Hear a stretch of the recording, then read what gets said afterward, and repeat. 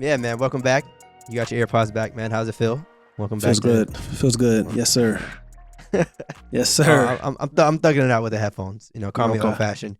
You know, but maybe I'll make the adjustments in 2022 to get some, finesse with the AirPods on the show. But for now, we're team headphones. But yeah, man. We can't play, or we haven't played like songs on here before. But I feel like playing like a welcome back song in honor of the one and only Klay Thompson. No. Yeah, where you go with that analogy? Where you go with that analogy? Welcome back, Klay Thompson, man. It's good to have him back playing basketball again. I think that's been for a lot of basketball fans, not just Warriors fans, but basketball players in general and fans in general, that having Klay Thompson back is definitely a good thing, man. And clearly he did not wait to get some shots up. Got it going.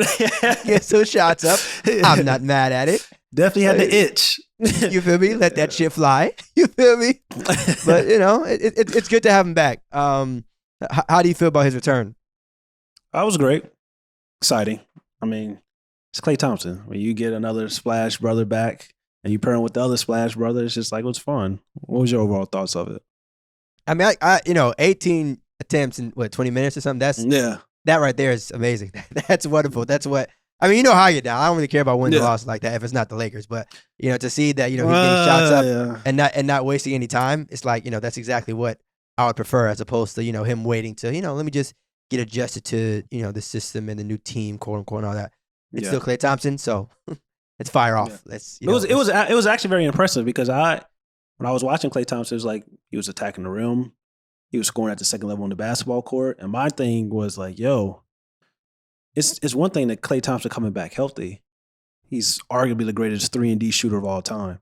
But if he's going to come back and he's going to be like this 3-level scorer, creating on his own, creating off the dribble, like in his first game back, if he's going to do that, I know it's only one game, but if he's going to do that this season, I mean, it gets really scary, because now you can put up lineups that basically, like, you can have Draymond on the bench and Stephen Curry on the bench getting breathers, and you can have Klay Thompson on the court by himself and kind of like leading the show. So it's just that was very cool to see, and that's also very scary to see if your other teams in the NBA. So it was very fun, very exciting, and I'm interested to see if that's going to carry over in more games. I think it will. I think because when you're already being added to a team that's already good, the pressure isn't the same as if, like, all right, we need you to come back and score 40.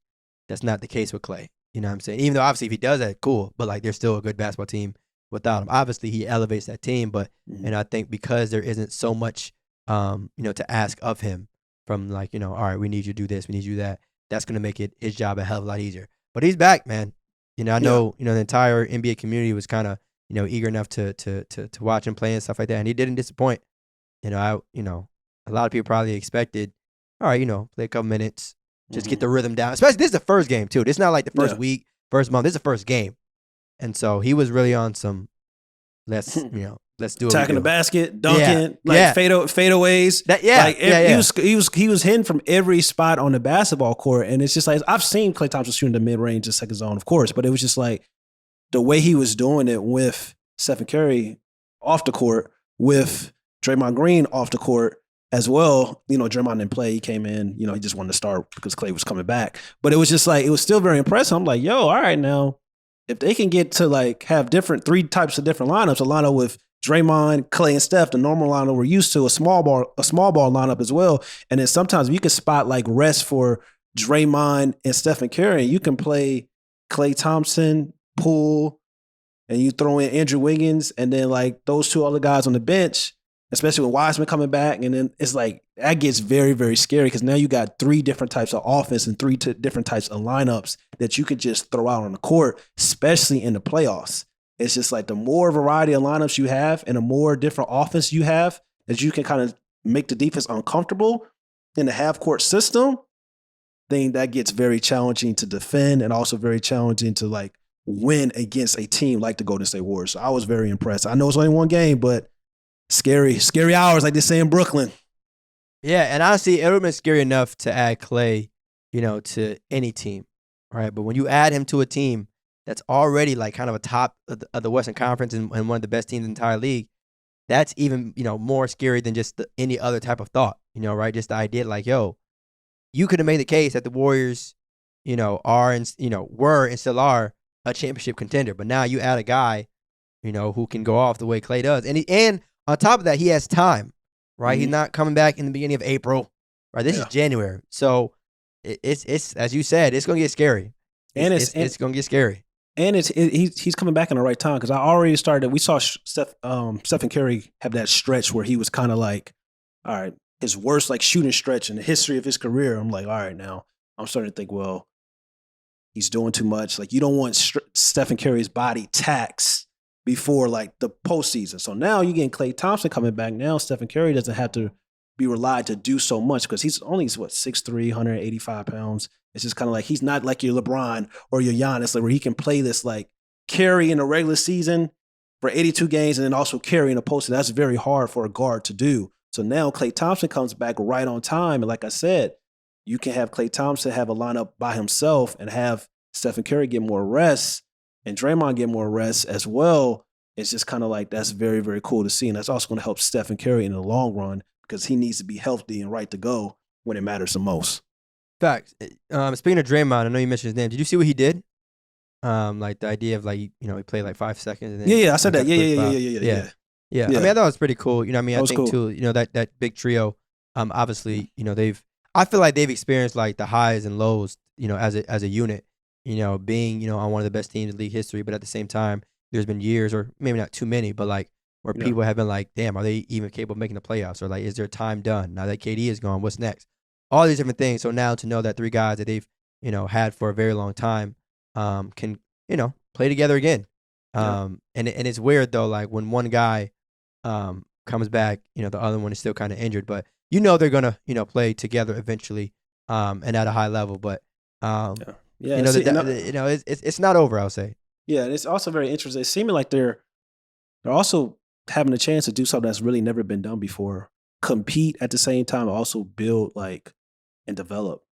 Like they got guys Moody, Wiseman, Poole, J.K. Jonathan.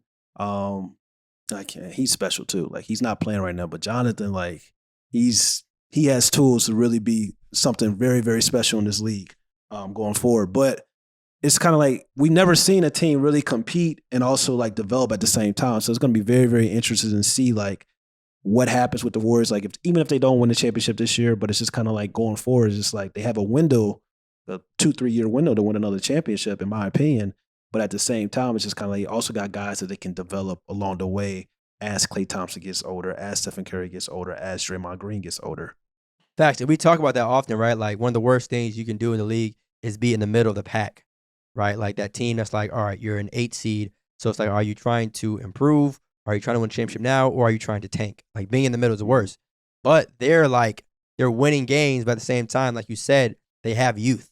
So it's like they are killing it in both departments, which some teams fail to even be good at one. Yeah, it's never happened before, and I'm just like I'm still cautious because I don't know. Like I'm saying, it's happening, but it's just like we really won't know the true test until like the playoffs come. Because when the playoffs come, we know that Klay Thompson's going to be there, Stephen Curry going to be there, but then that's when we got to really see about like, all right, Jordan Poole, Andrew Wiggins. We know what Draymond's going to bring you defensively, but offensively, he's not going to be like a factor like some of these other guys. So it's just kind of like. That's when the time is really going to tell, like, all right, if they win the finals, then all right, hoorah, we can develop and we can still compete. But if they don't win the finals in this year or next year, then you start looking at some of these young players like, oh, well, Stephen Curry getting a little older, Klay Thompson getting a little older. Maybe we can package and get another superstar to come on board. So it's definitely going to be interesting in Golden State. Now, I don't think they would do that just because, I mean, it's one thing to not win in the playoffs, but then it's another thing to just straight up like get embarrassed. I think anytime you have a team where you're the number 1 seed in a conference and you still have an MVP candidate and you still have 2 other Hall of Famers to, pair him with, I don't think you blow it all up. And I'm not saying that you were recommending that, but like, no, of course I not, think even if they don't win it this year, I think their window is still there. Like this isn't if they don't win it now, then it's all over. This is the last chance they have. But I will say this is the perfect season for them to win it all. I really believe this is like the perfect, with all the injuries that's going on this is the perfect season for the Golden State Warriors to win it all. Like, it's kind of like the past 2 years with Klay being out and Stephen Curry being hurt sometimes and Draymond being hurt. And it's kind of like they had a lot of injuries not making the playoffs. Like, it seems like now other teams have those injuries. Denver Nuggets, the Los Angeles Clippers, even the Los Angeles Lakers right now with Anthony Davis. It's just kind of like, hey, like when you look at the West, it's really a two-head race right now. That's the Phoenix Suns and that's the Golden State Warriors. And then we're about to talk about a team right now in the Memphis Grizzlies as well. Like, do you believe that they're a contender? Right now, to me personally, I believe like the top two contenders in the West is the Suns and the Golden State Warriors. So I think, it's funny when we talk about the Grizzlies. I think one of the things that we heard a player say recently was the playoffs are all about getting hot at the right time. And I personally think that's kind of more the college route. But I think that's obviously, I think that's football too, more so football. Right, yeah, well, I guess Matter. sports in general, but I mean, like at the same time, talent prevails, right? Like college, college, you really just gotta be better than someone for 40 minutes, right? Very simple. But in the pros, even though there's some truth to that, it's about getting hot at the right time. It's still the same game series, right? You still got to beat a team 4 straight times. So I think with the Grizzlies, I think they have the talent, and I think they're hungry and ready to win now. I don't think they're not waiting anymore, which we've seen from teams in the past. Like, they're not waiting. That's good, obviously. But yeah, I think that's going to be a team where it's like, if they can continue to play this way come playoff time, they're going to be in great shape. And the reason why I say it that way is because I don't think they have I don't think people are going to give them the credit enough to say, like, all right, that's a team that they can flip on the switch and say, all right, if they've been playing bad for 5 games, I know that they can get it done in like a game 7, or I know they can get it done when it matters the most. To me, that's a team that has to be playing like well consistently throughout the regular season, because I hate to say it, just based off rings and stuff, they don't have that one guy I feel that's like legitimately proven himself and won like championships or had deep playoff runs. So because of that, that's why I say, like, all right, they got to be playing well. So do you think? So are they a playoff contender or a Western Conference Finals and Finals contender? Like, what contender are they? Because it's different types of contenders. Are they a playoff contender? True. Like, can they win a first round matchup, or do you believe that they can go to the Western Conference Finals potentially? Well, I mean, they definitely. I mean, I'm not sure by definition how we want to run with playoff contender, but they definitely can win the first round, right? Anytime you get a top 4 seed in a conference, regardless of the reason, whether it's injuries, COVID years, shortened, whatever. Like, if you finish top 4 and you get home court, it's not a surprise to at least get out the first round. But if they're a 4 seed and they got to play the Warriors in the first round, that would definitely be tough. I don't like to use the word upset, because we're still talking about, pros, but it would kind of surprise me if they ended up being the Warriors. But I mean, the Warriors have a lot of firepower, especially now when we talk about adding Klay back. Like, I would have said this pre-Klay, you know what I'm saying? But you add Klay, love Ja, and I love what Memphis is doing. And I think, like, I'm not going to sit here and say that, like, they won't ever win a championship eventually, but like right now, the Warriors are like stacked and to the point where it's like, yo. And the Suns, bro. The Suns I only said the Warriors because of course, the standings and who they would play, but absolutely the Suns too. Yeah. I'm one of those people, it's like I got to see it to believe it. Like, I'm one of these people that's still believe in the Los Angeles Lakers healthy. I know we're going to talk a little bit about Russell Westbrook and the Lakers in a little bit, but I seen the Golden State Warriors do it. You know what I'm saying? We seen them do it. We seen, regardless of situations happen in the playoffs with the Phoenix Suns not beating a healthy team, or probably the Milwaukee Bucks not beating a healthy team throughout their run to the finals. They still made it to the finals. At the end of the day, it's just like, we seen it. The Memphis Grizzlies, I haven't seen it. Like, I got to see it to believe it. Like, I got to see them win a first round matchup to be like, all right, now let's see what they can do in the second round. But to be honest, let's say they get as high as the 3rd seed, or even they say the 4th seed, and let's say the Denver Nuggets drop, and because everybody's so close that basically that 5 through 8 range is so close right now. And let's say the Los Angeles Clippers with a healthy Paul George, it's the 5th seed, and the Memphis Grizzlies are the 4th seed. I don't know if I'm taking the Memphis Grizzlies to beat the Los Angeles Clippers, because I've seen Paul George just going to run by himself leading to the Western Conference Finals. You know what I'm saying? So I got to see it with Memphis. Like, they got a lot of great pieces and stuff, but I really got to see it to believe it. Right. Well, I mean, who I think is going to win is different than like who I say could win. Like, I'm not going to say my prediction now, because it's still So a ways early, away. yeah. But just the idea, like, it wouldn't surprise me if the Grizzlies got out of the first round. Now, if they made it to the Western Conference Finals, then I'm like, all right, well, shit, I didn't really see that coming.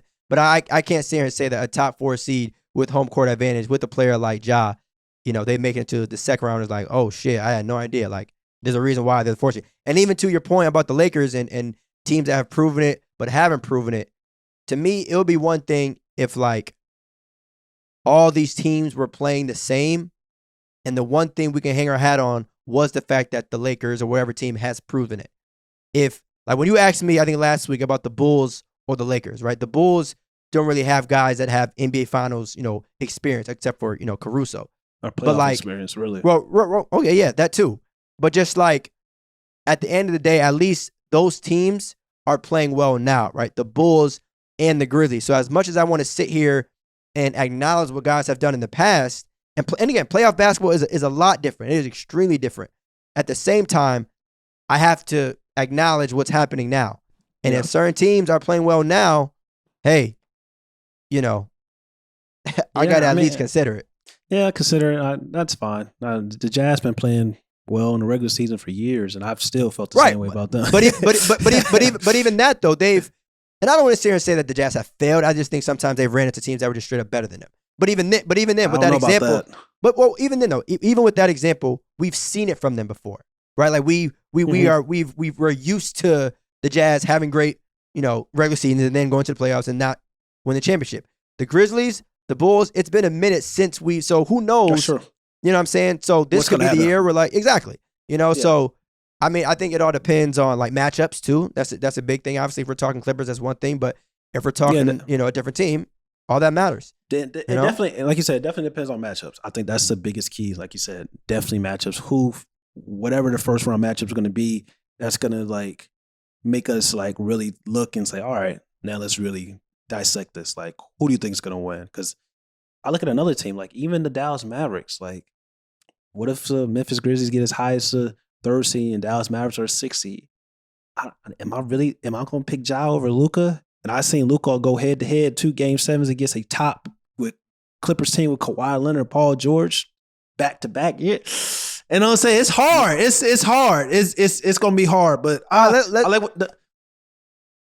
gonna say let's talk about if that series were to happen, right? You get Ja versus Luka in the first round. You get Grizzlies versus Mavs in the first round. And they play each other, right? Now we done asked and talked about Luka making it to the second round for a very long time. Let me not say very long time. He ain't been in the league for like 10 years. But it's the idea of like start of the season. We said, look at who's on, the line with you. they done made it out the first round. Yeah. Now Ja, he wasn't on that list of 5 or 6 guys originally that we listed out. Originally, yeah. He wasn't. Originally. Originally. But now, hell yeah, he is. But now it's like, well, if Ja goes out and beats Luka, and of course, y'all, we understand that it's the Grizzlies versus the Mavericks. It's a team thing, but I don't care about that right now.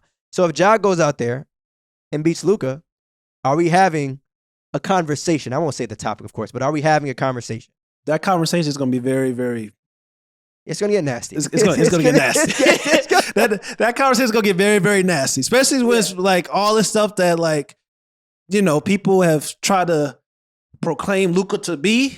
You know what I'm saying? It's just like, and Luka is phenomenal. He's great, but it's just like, what happens is like, I tell people, be cautious of like the media putting expectations on young players, because if they don't fulfill those expectations, the media, they'll turn on you with the quickness. Like you'll go from being the next LeBron James, the future of the NBA, to a guy they're looking around like, he can't get it done. Like he's never had playoff success. Like is he a winner? Is he a winner? Quickly. Like do the Dallas Mavericks need to trade Porzingis? Like it's so much stuff that'll start to happen. And that's going to tie into our next conversation with what I'm seeing right now with Russell Westbrook. Because after that game, I'm gonna let you finish. with the Dallas Mavericks. I'm about to say, hold on. Let me just say one more thing about the Luka situation. So before, right, Luka losing to the Clippers, it's like, okay, you lost to a very good basketball team, right? You lost to 2 guys who are going to be Hall of Famers, right? Kawhi being a Finals MVP, took him 7, all that. But at least you knew that, okay, Luka just ran to the Clippers. Luka ran to a team who we knew for a fact, on paper at least, was better than the Dallas Mavericks. Yep. This year, if they play the Grizzlies, I don't know if that's the case, right? I think you can add. It'll be a toss-up on who you think is better, the Grizzlies or the Mavericks, standings aside. And so if you can't get it done against them, that's not one time, and it ain't two times.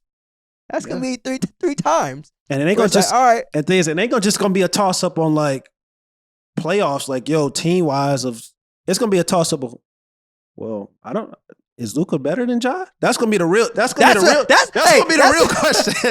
That's what I said. Question. That's exactly what I said. Hey man, I ain't gonna say the topic just yet, but that's gonna be gonna be talked about. Yeah, that's gonna be the real damn question, because it's like it gets to a point where like I didn't seen Tatum do it, Eastern Conference Finals as a rookie.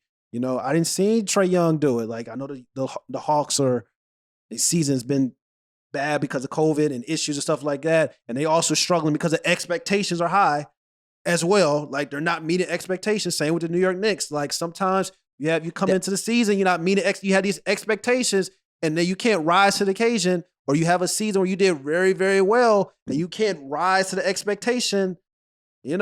Hawks, figure it out.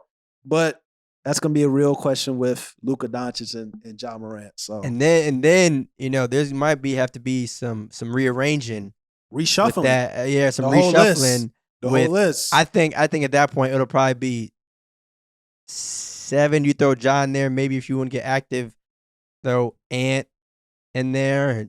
And so you might just say the hell with it, just push it to 10. Just throw LaMelo in there. Get the party started. Reshuffle. Yeah. That list, the 25 and under list is more exciting than the top 10 players in the world list to me. Oh, of course, because they're legitimate. Yeah, it really because you know what it is too. That list, the 25 and under list, it won't be as interchangeable as it was a couple of months ago, right? Yeah. Like that, top 3, 4, 5 players of all time thing. It really, in some ways, is a pick your poison. Like if someone wants to sit here and tell me they want Kevin Durant over LeBron James, I'm not going to look at them crazy. You know what I'm saying? Like it's Kevin Durant. Yeah. But but that 25 and under thing, it's like, we going to have to start analyzing the playoff. We going to have to start analyzing some wins. Like who's getting it done? Top 10 lists in the world, not all time. You said all time. Oh, I said all time. My bad. But top 10 lists. But current, active players. Yeah, definitely. But what's going on with Russell? How do you feel about the situation with Russell Westbrook right now? Because now they won 5 out of the last 6 games, and then of course Russell Westbrook hasn't been playing that well. And we talked about several podcasts about like how when he plays well and they're winning, it's no credit. When he plays well and they're losing, it's a lot of noise. When they're winning and he's playing bad, it's a lot of noise as well. So how do you feel about the Russell Westbrook situation with the Los Angeles Lakers? So when it comes to Russ, and everything that's kind of going on with the Lakers right now, I don't think that there's anything that Russell Westbrook can do without people finding a way to criticize him, right? So like he's in one of those situations, and it's been like this kind of for a while. Like even when you go back to his time with Kevin Durant, it's like, I don't like to use the word like sidekick or anything, but like when you're not the number one option and you're playing with another guy who everyone loves and admires, when your team starts to lose, people don't really look at the coach like that. People don't really look at, the best player. They look at the other guys and say like, yo, he's not getting it done, right? Let's put all the blame on him. And, if a guy isn't playing well, he's not playing well. But at the same time, I think we tend to forget who the hell Russell Westbrook is. And I'm not even going to mention the triple-double thing or anything like that. We know that by now. But just the idea of like, yo, this isn't like, he's not a mid. Like the Lakers aren't winning a championship without Russell Westbrook playing well. So y'all can sit here and get mad. Y'all can sit here and say, well, trade him, all this and that. Like as good as LeBron is, and even though they've won it without, Russell Westbrook before, LeBron and Anthony Davis, they're not winning this year without Russ. So like this mentality of, it's Russ's fault, or, I mean, again, people struggle. He's a human being. But I think there's more to it than just a simple like, all right, now had he been playing like this since the day he got there, all right, right. And I said the same thing with Kemba. I mean, you know how, I'm saying I'm going to argue for Kemba, but at the same time, we acknowledge numbers, right? Had he been playing like this up to this point and they were losing every single game because of that, all right, there's not much you can say. But at the same time, let's not forget like who he is and what he's capable of doing. Yeah. He's top 3 right now in created assists on the season. But people acting like he's so bad. You know what I'm saying? Like he's top 3 right now in created assists, like creating opportunities that leads to points. And my thing about it is it's just a lack of consistency when we talk about some players with other players. And you kind of harped on like the human being element. And it's kind of like certain fans, and I'll put it like this, like certain fans and media, when we talk about mental health and it pertains to certain athletes, it's like we've seen Kevin Love and DeMar DeRozan come out and was very transparent about some of their issues that they face in their life, about mental health and about things that they were going through. And it was very well received from the media, from fans and stuff like that. For some players, that's like a Ben Simmons. Ben Simmons comes out and said he's not mentally prepared to really play with the Philadelphia Sixers this year. He was criticized. He was scrutinized. Russell Westbrook at the post-game press conference, he looked mentally checked out. Like I've never seen Russell Westbrook look like that before in my life. He was criticized. He was scrutinized. And my issue with the NBA in general and the people that cover the game is just kind of like the lack of consistency with some players, with other players when we talk about on the court, off the court. And when we talk about important topics like the one we're talking about now with mental health, you would think that consistency would be on all fronts with something as important as mental health, but it's not. So it's just kind of like, that's my problem. We know what these players signed up for. They're NBA players, what comes with that, millions of dollars, the fame, the accolades. But at the same time, like you said, these players are human beings as well. Right. And let me play devil's advocate slightly for just a quick second so that we acknowledge both sides of it. That is true. Everything you just said is very, very true, especially when it comes to mental health. But I think the thing is with a player like Russ, it's like people are waiting for him to fail sometimes because of the way he might act when he's succeeding, right? With the whole rocking the baby kind of thing. If he gets a great dunk, he's celebrating. But and it's hard to kind of go against that because if you're going to talk shit, you know what I'm saying, when you dominating, you got to be prepared to, to receive some sort of criticism when you're not. And I hate that that's the case, but that's just a real thing. If Russ was quiet 24/7, who knows if people would still be talking shit like this. Maybe they would, maybe they wouldn't, but we'll never know. But I will say is that the thing that I've always enjoyed about Russ's game is that he's always going to like play regardless. Like he's like he might be upset in the press conferences and things like that, but he's going to like give it his all. Sometimes the numbers might not be there, but the things that he can control and straight up like effort and energy, that's going to be there. Now, other stuff, I know people, have problem with the field goal percentage and the turnovers and things like that. And again, like we have to acknowledge this. I'm not trying to, just acknowledge the good stuff. But like at the end of the day, you'd be surprised at how valuable it is for a player to show up on a nightly basis. You'd be surprised at how, especially as a superstar, right? Like this isn't like, a guy, no shade, but who's on a 10-day trying to stay in the league. This is an MVP, right? This is a Hall of Famer. This is a top 75 guy who gives it his all on a night-to-night basis. And I don't think that should be taken for granted. I know fans, especially Laker fans, especially fans of a team who is used to winning, they just want greatness day in and day out. As well, you should. But just remember, he could be acting lazy as hell, right? Like, his contract is to the point where, like, he does not need to play another game in his entire life. He is fine, right? But just to know, I mean, and honestly, too, I think there's passion there, right? Like, anytime you're dealing with like something like that, it's because you care, and that's what you should really want, in my opinion. No, I mean, I definitely agree. And I can push back. My only pushback for that is just kind of like it's a difference between when you're playing and you're talking trash and stuff like on the court and stuff like that, being very successful. But it's also a difference, like I said, in the way somebody is covered. For as like media, for as like fans, and that has to do with social media. That also has to do with like the media coverage of like certain players compared to other players. I say media darlings. We joke about it and we laugh about it a lot, but I say that because it's really a double standard when it comes to certain players. I just saw Stephen Curry for an entire week and a half, basically go through his worst stretch of basketball that we have seen in his career, and it was crickets. Nobody was talking about it. Nobody was saying anything about it.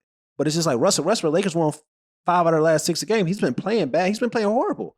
But it's just like, it's so like scrutinized. You know what I'm saying? It's just like, and historically, it's certain players even the greatest, one of the top 3 players of all time has dealt with this, LeBron James. So I get it, the expectation you have when you're this good or you're an MVP is going to be different, but it's just like I'm looking at the situation where I'm looking at one player who's at this level and the next player at the same level, and just the way things are covered is so much dramatically like different, which is what I have a problem with. Like I said, the lack of consistency in the game of basketball when we talk about certain things. Right. I mean, certain guys in the league are just untouchable in terms of like they can do no wrong in the eyes of many people, and Steph is, one of those people. I mean, both of them, their backcourt is like that, and that's okay, right? It's not a problem. That's not their fault. Yeah. And if I were them, I would probably prefer it that way. Like it's not anything that they can do themselves. But just generally speaking, how, like you said, they get covered. It's like if Steph has a bad game, it's different from if Russ has a bad game. But we have to understand that everyone is going to have a bad game, and just make sure that we are consistent with either the pressure or the praise. Exactly. Right? When you play poorly, we're going to say something. Yeah. When you play well, we're going to say something. But just making sure we're not flip-flopping with the excuses. There you go. That's flip-flopping with the excuses. That's the key. Is people say people was in my Instagram. I made a post about Russell Westbrook, and people in my Instagram was talking about, but when Russell Westbrook plays bad, he's horrible. I said, have you seen Stephen Curry when he plays bad sometimes? Like it's not pretty. It's not pretty either. So it's just like, but that doesn't take away from Steph Curry's greatness, just like it doesn't take away from Russell Westbrook's greatness. Now people are gonna say, well, Russell Westbrook has more bad games than Stephen Curry. I said, okay, that's a valid point. That's a valid argument. You can probably say that. But at the end of the day, when I look at the regular season and I look at 82 game schedule, probably 80% of the time Russell Westbrook's playing well. Probably 85 to 90% of the time Stephen Curry is playing well. So it's just kind of like we have to understand. That's why most people, like I said, the word casual gets thrown around a lot. But it's really the truth, because like most people have never been in a situation where they could play anything competitive, or they know the type of like pressure of being in certain situations where it's just kind of like, if you've never been in the trenches like that, you don't understand how good you got to be to play well 80% of the time. You don't understand, making quick single second decisions on the basketball court. Like it gets very, very like you can break things down very, very to a T, but it's just kind of like people don't really understand that. But it's not for them to understand. It's just for them to enjoy, watch the money, spend money, go to the games and stuff like that. But it's just like those are the people that be talking and loud the most, and that's what really pisses me off at times. Let me ask you something. Right, everyone loves Steph Curry, of course, but do you feel that Steph Curry talks shit? Of course, Steph Curry is one of the most, and you got to have some like type of cockiness to be the greatest at something, or be super great at something. But Steph Curry is one of the most cockiest players in the NBA, especially when he gets going. It's you the shimmy, the shooting and turn away before the ball goes in. Like that's, if you've been on basketball, players do that shit to you, bro. You be fuming at the mouth. Like you be ready to like, this shit really crazy. Like you come on, this, No, I know, and I asked that question because, like I said, it'd be one thing if like he was mute. You know what I'm saying? It'd be one thing if he didn't, say anything. That's why I say, like, when we talk about Russ, I get it. You know what I'm saying? With the rock of the baby and all that, with the stomping off the duck. And I support that. Me personally, I like that. Like, if you do something well in life, you should, let the world know. Like, I'm not with that whole, sportsmanship is, no, the hell with that. You know what I'm saying? Live your life. Let your opponent know that they can't guard you. You know what I'm saying? But facts. I'm with it too. Just be prepared that when the smoke is on the other side, you better be ready to, for people to hate. And no, that's real. That's, two sides. But fortunately, like you said, to Steph's point, he may not have to deal with it as much, right? I don't want to make it seem like as much. You know what I'm saying? Much. Steph doesn't get any type of criticism. But like Russ, it's like they is waiting. they lined up to hate. They is on some. It's crazy, but then you push back about, like, you'll say something. They'll say like, like Russell Westbrook has bad games, and you'd be like, well, doesn't Steph Curry have bad games? But the pushback. There's always a reason. There's always a reason. There's always a reason. It's never consistent. Like, some people like, like the fit for Russell Westbrook is not. It wasn't a perfect fit. I said that from the beginning of the season. All right, cool. It wasn't a perfect fit. So, do you still want Dennis Schroeder and Kyle Kuzma over Russell Westbrook? Is that what you're telling me? is that what you're telling me? Like, so what? Which one is it? Which one is it? Like, what? Like, let's talk about it. Like, you want Kyle Kuzma? Yeah, over Russell Westbrook? Much love to Kuz, NBA champion, as well as much love to Dennis Schroeder too. But I think it's funny because people don't ever like addressing the alternative. Yeah. So you sit there and say like, we don't like the way he's playing. Well, what did you have before? Am I missing something? Did I miss out on like some shit that was there pre Russ that like the Lakers were? Yeah, I mean obviously the Lakers were NBA champions, of course. Yeah, but like I'm trying to think of another player in the league that's like that. It's like people say, oh, he's he shouldn't be here, or like he's not good for our team. Have you made the playoffs in the last 5 years? Like, and it's just like, yo, how spoiled do you have to be to not realize that your team was cans before a certain player arrived? And obviously now this is a transition into a different, like, clearly not talking about Russ because the Lakers were champions before him, but it's like, how soon people forget what the hell an organization was like before. I know the Lakers are struggling right now, but they were bad last year. they went to the Western Conference. You lost in the first round. Like I know LeBron James wasn't fully 100%. I know Anthony Davis got hurt, but damn, it's not like y'all was coming off a Western Conference Finals appearance. Like you're probably gonna go to the playoffs this year, and the way it seems, you're probably gonna be losing the first round again if you don't get your act together. So it's like, what? Hey man, I can't even say nothing to that. So it's just like I don't know. We'll see though. It's gonna get interesting. But speaking of Lakers, we have to talk about a former Laker, an all-time great Laker, Lance Stephenson. Career high 14 assists for the Indiana Pacers, man. First things first, just happy to have Lance Stephenson back playing basketball, and I'm so serious. Like, welcome back. That's another welcome back. Damn, this should have just been the damn welcome back edition. Yeah. Welcome back, Lance Stephenson. Welcome back, man. 14 assists is high key, a lot of assists. Yeah. Like that is. You know what's crazy? It's not two role players on the Lakers that's better than Lance Stephenson. That wasn't necessary. I just want you to know that. I just want you to know that right now. That's my problem. When people talk about analytics and stuff like that, and this why he doesn't fit this team and stuff like that. This is the shit we be talking about because like, how the hell is Lance Stephenson out the league for 2 years? If I could go point to the Los Angeles Lakers and really say that, yo, it's not two role players on the Los Angeles Lakers better than Lance Stephenson, and he been out 2 years. You got Malik Monk and who else? Who else on that Laker roster better than Lance Stephenson? And Malik Monk may be a toss up. I'm just giving Malik Monk the edge, but it's just like Malik Monk, role player. He's about to get paid. He's about to get paid though. Role player, but who else is better on the Lakers roster as a role player than Lance Stephenson? Crickets. I thought that. Okay. No, nothing. I'll say this. That's a problem, bro. That's a problem. That's a problem with the NBA, man. There is a lot of promise among THT. And I like the way Malik Monk plays. I think Carmelo Anthony, him teaming up with LeBron, and I think Melo's gonna come up clutch for the Lakers come playoff time. I think that was a veteran signing as opposed to like, all right, we need talent or whatever. Like, Melo knows he's still on the verge of or in a hunt for his first ring, but he still knows what it's like to play deep in the of playoffs. Melo's gonna be there.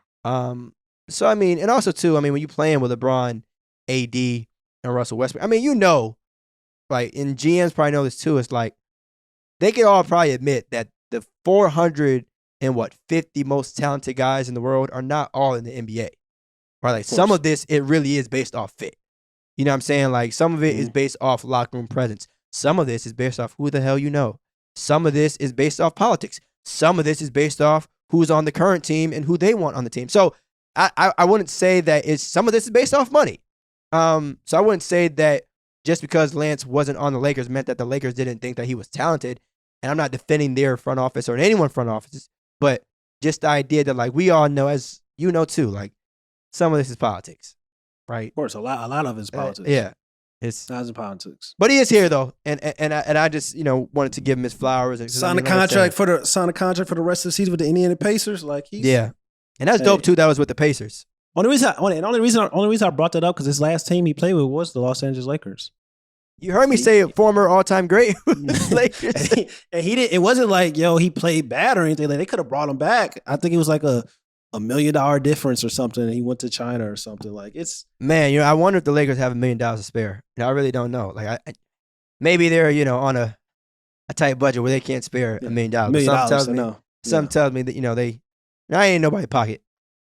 But maybe they maybe they don't. They got deep pockets. They got deep pockets. Hey man, who knows? Maybe they're what organization was it that we were talking about? Is a little hesitant to open up the checkbook. New Orleans. New Orleans shame, definitely. Man. New Orleans definitely. That is New Orleans definitely. Shame. You got cap or no cap? I may have one. I mean, we kind of been. Oh yeah. Go ahead.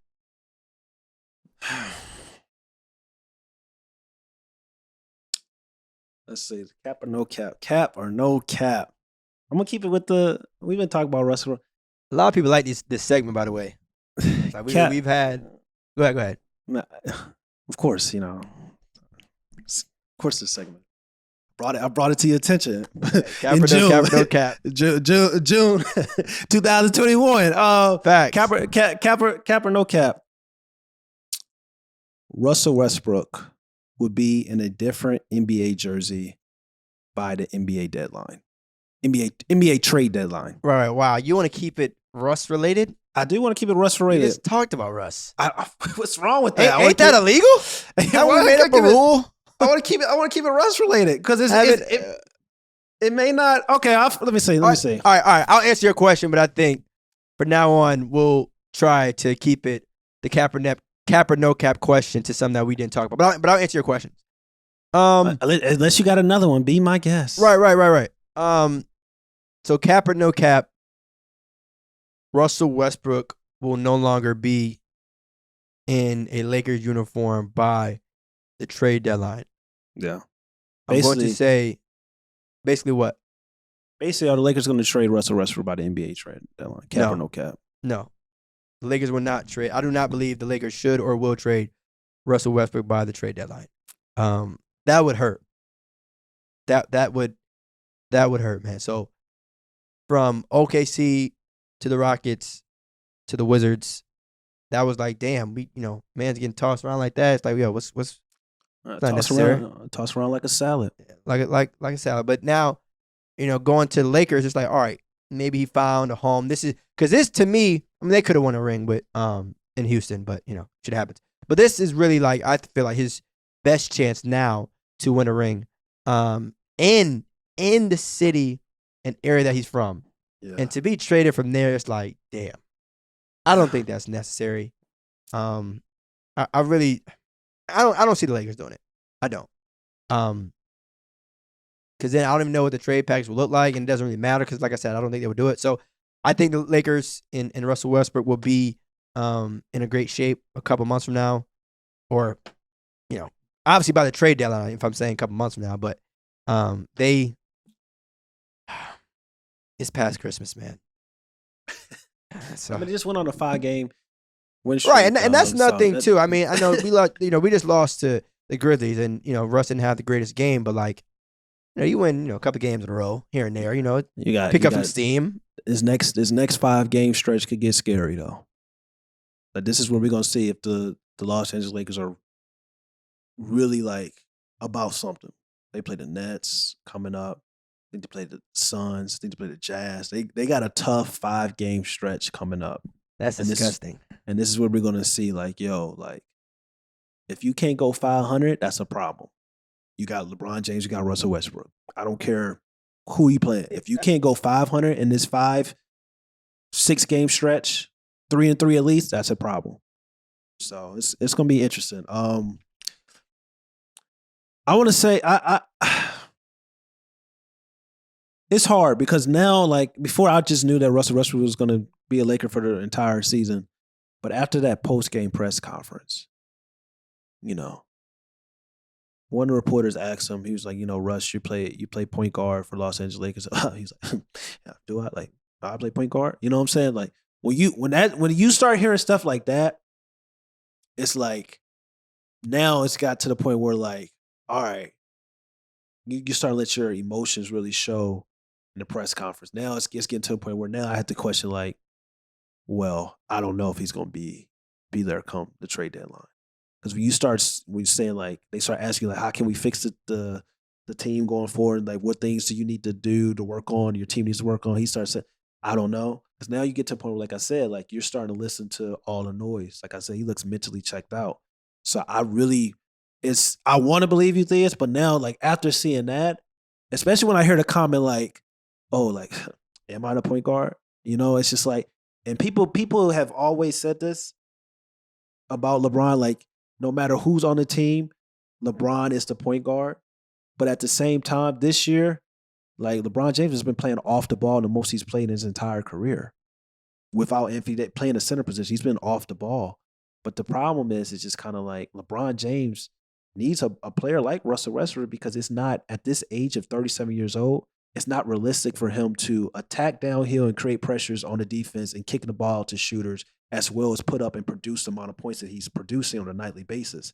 And he's also not the point in his career where he's older. That's why you can see him go on that 30-game stretch run where he's averaging 30 for 7 to 8 games, but it's not resulting to wins because he's older now. So you need a player like Russell Westbrook who can like allow LeBron James to play off ball and to score more and stuff like that, but then you're not winning games.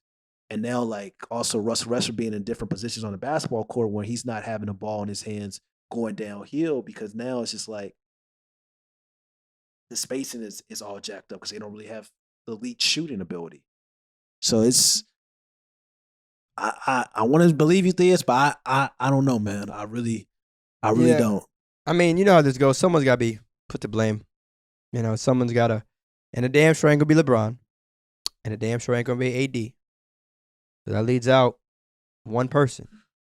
They haven't even played together yet. That's another thing. I mean, like, they haven't even played really together. So do you break it up, but you don't even know what you can be? But I think what it is too is that like because you don't have time to waste, right? Like the Lakers are, you know, they're not rolling out with a bunch of 23-year-olds. So like in their minds, Ron's 37. Yep, we got to get this shit done as soon as possible. All that stuff about chemistry and can we work it out? It is about to be February.